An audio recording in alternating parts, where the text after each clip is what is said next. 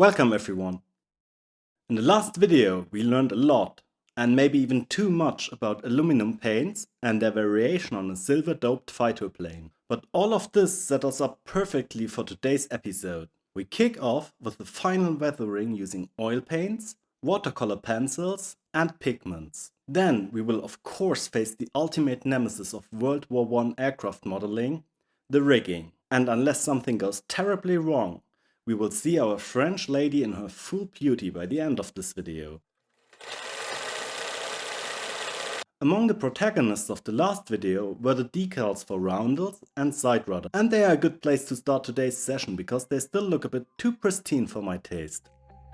Our first act to change that is to shade the ribs to create some artificial shadows / dirt outlines. This process is exactly the same as in the last video. However, you should only apply the smallest amount of paint, as especially the white part will show every little hint of it. If you have shaky hands like me, just close the needle fixation almost to the end. I point the needle directly on the tape and let the overspray do the actual work.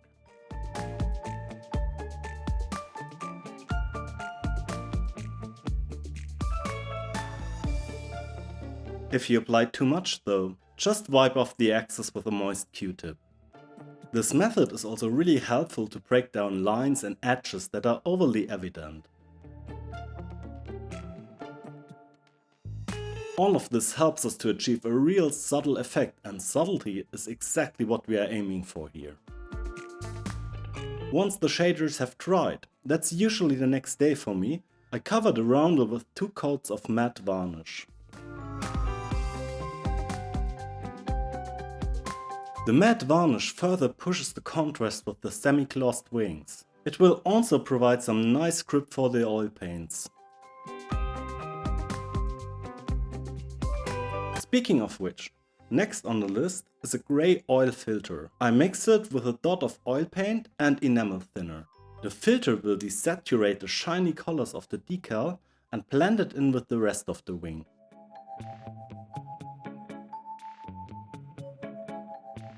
I am also applying this filter to the decals on the fuselage.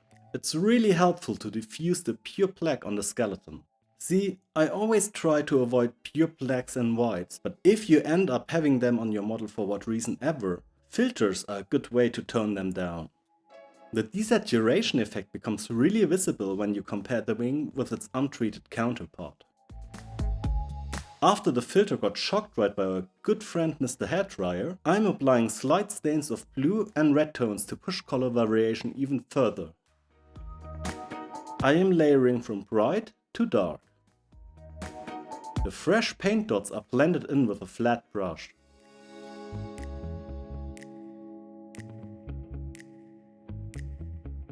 If all of this reminds you terribly of Mike Rinaldi's oil paint rendering, then you're right.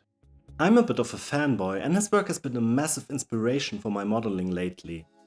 For those of you who don't know him, I will leave a link to his channel in the description.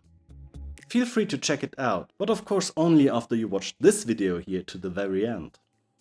Anyway, the effect that I'm going for here is a somehow less monotone and more sun-bleached appearance. The final result looks much more like a painted roundel than the untreated decal, wouldn't you agree?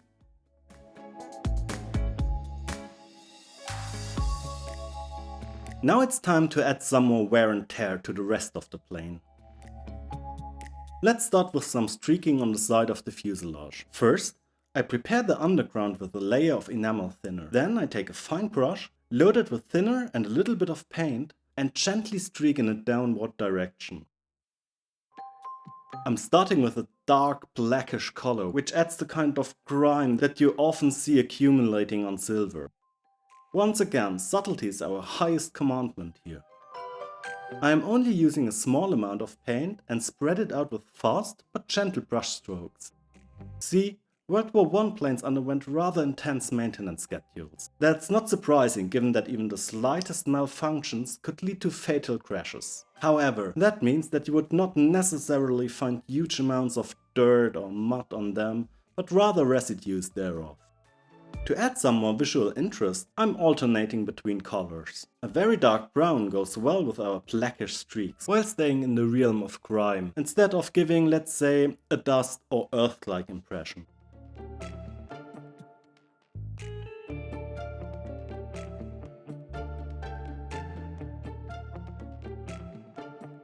Lastly, I'm adding a bit of brownish green, which is roughly the same tone as the dirt shader we used in the last video. The green tone adds some color and almost creates some sort of patina. One spot that I want to dirten up a little bit more is this edge near the cockpit where the pilot or ground personnel would enter the plane.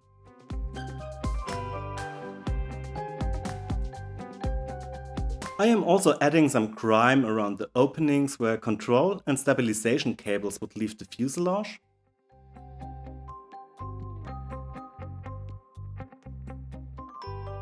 And some more around the handle where mechanics would move the plane around when grounded.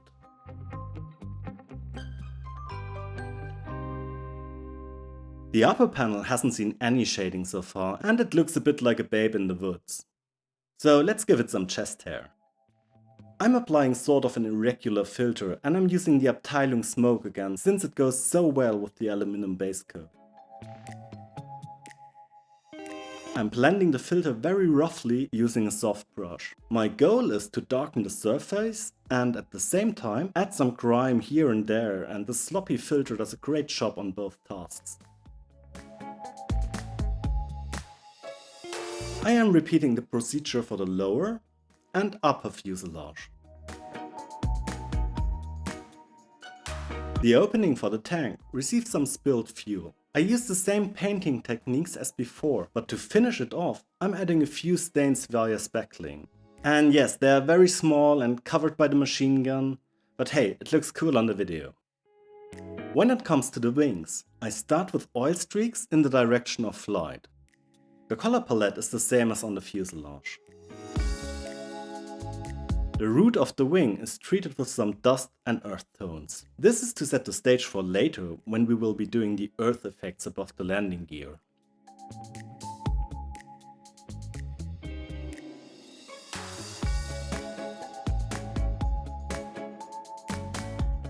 The icing on the cake are some micro scratches that I paint with watercolor pencils on the edges of the wings. Watercolor pencils work best on a matte or semi-matte surface. They are a great tool, but it's important to get some decent ones. I myself started off with the cheapest pack on Amazon, and within a minute of using them I knew I was screwed because they wouldn't paint on anything smoother than sandpaper. The final result is really subtle. Indeed, it's so subtle that it's actually tricky to get it on camera. Before finishing the first phase of oil weathering, I'm quickly applying a dark brown pin wash to the seam lines and other raised details. I wipe off the excess wash almost completely. That way, we are left with nice fake shadows that do not look as if they were outlined with a fat cap.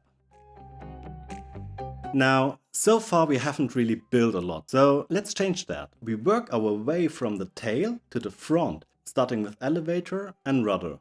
Next are the windscreen, the machine gun and the ammunition feed. With those small parts out of the way, the time has finally come to address the rigging. Well, at least some parts of it, because we will split the whole process into digestible bites that we won't choke on. Let's start with the control lines and the stern. From reference photos, we see that there were no turnbuckles on the outside end, which makes the task slightly less tedious for us. I cut off small pieces from a 0.5mm breast tube, split them in half and clean all their openings with a sharp needle. You really need to do this step properly, because you won't be able to double thread the line through them otherwise. You might remember this core from the first video, and indeed, we're going to do more or less the exact same thing again. That means threading the cable first through the eyelet, then through the mount, and finally back through the eyelet again. This construction can then easily be fastened by tightening the loop around the mount. All that's left to do then is cut the overlength and paint the cable. As you might have noticed, filming this process is a major pain in the ass, and therefore I did the remaining lines off camera. Another problem we need to address are the anchor points for the turnbuckles on the wings. Or better, the absence thereof. The The solution is to thread a 0.1mm wire through the eyelet of a turnbuckle, fixate both endings in a clamp or something similar, and twist it until you cannot go any further. By doing so, we are left with a small loop on a stick that anchors perfectly in any pre-drilled hole. We only need 6 of those, so this task, including the painting, can be done within a couple of minutes. After trimming the pieces to length, we can glue them in place. Make sure though to only glue the anchor and not the eyelet. After all, we want our turnbuckles to remain movable. If you counted carefully, you might have noted that we only prepared 6 anchors, but we have 8 cables. That's because the last turnbuckle will be attached to that line we routed through the fuselage in the last video. Once again, we're using brass tubes to create a loop around the turnbuckle and then fasten it as tight as possible. Now, before we obstruct the fuselage with our own rigging, we're quickly going to add some more oil weathering. In the first episode of the series, I mentioned that the rotary engines were massive oil polluters. So I already messed up the engine and the cowling accordingly with large and small oil speckles.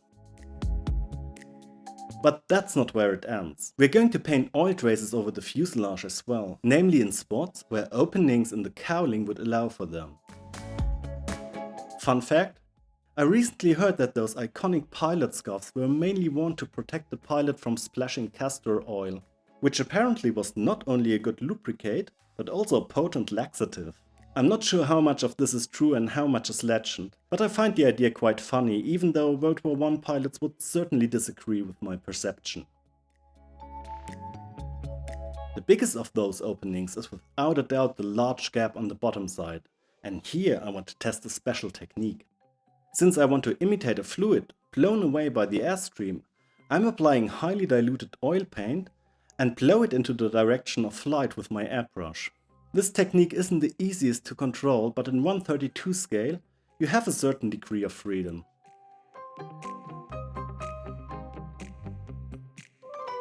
As said, I'm not sure if it's the right technique for smaller scales, but after some detailed work with a brush and some subtle speckling, I'm happy with the result.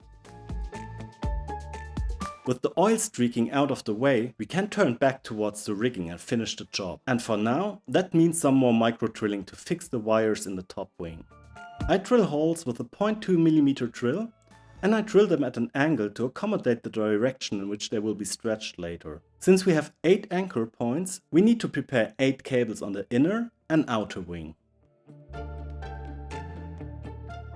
A separated top wing, like in the Copper State kit, comes in really handy because you can attach it, well, separately, and already rig the cables without the whole wing being in the way. Note, however, that I'm not completely fastening the cables yet, because you want to wait with this until all wings are in their final position.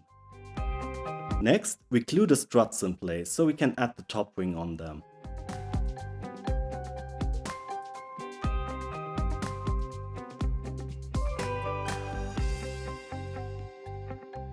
Letting the plane rest in a position like this guarantees you two well-aligned wings, even though the fit of this kit is so good that you wouldn't really need it here. So what's left to do is to connect the 2 remaining cables on each side. It's a really good idea to give yourself a lot of real estate, because this way you don't have to do the fiddly part in the cramped environment below the wing. So here we have all wires connected, and all that's left to do now is to tighten them as we did in the steps before. And here's the final result.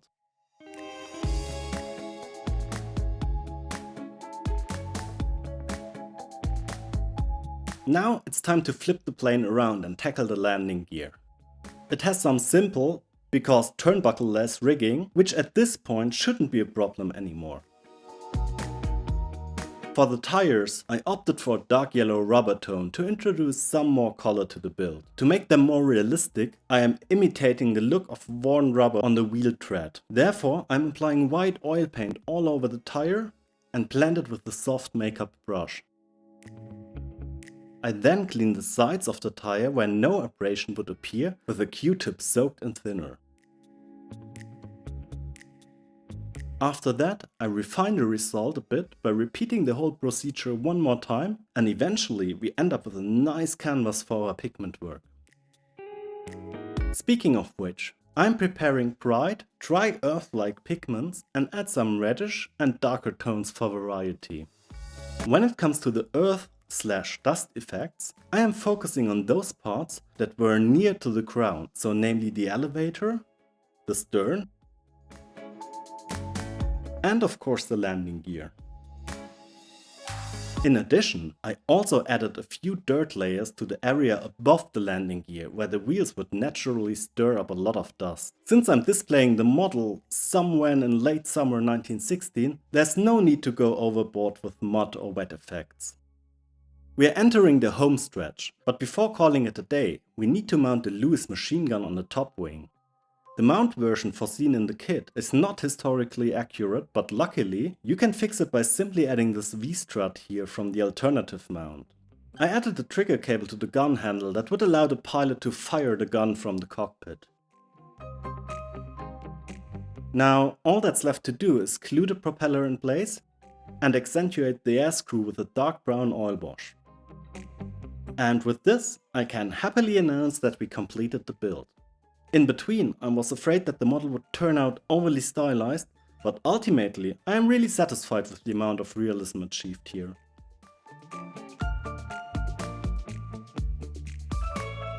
In the next and last video of the series, we will build a vignette for the plane and add a pilot figure, so make sure you subscribe to the channel to stay in touch. I am furthermore planning on my next model project, so feel free to let me know in the comments what subject you would love to see. Armor, aircraft or ships. Nothing's impossible, so let me know. With this said, see you next time!